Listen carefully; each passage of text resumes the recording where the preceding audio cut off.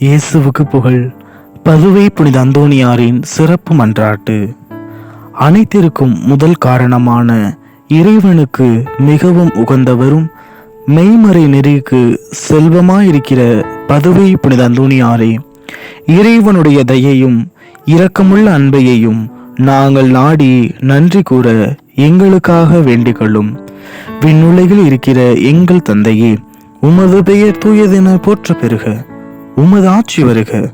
உமது திருவுளம் விண்ணுலகில் நிறைவேறுவது போல மண்ணுலகிலும் நிறைவேறுக. எங்கள் அன்றாட உணவை இன்று எங்களுக்கு தாரும்.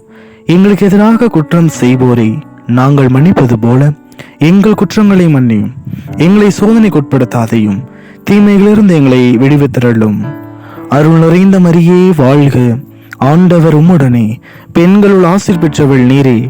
உம்முடைய திருவயிற்றின் கனியாகிய இயேசுவும் ஆசீர் பெற்றவரே.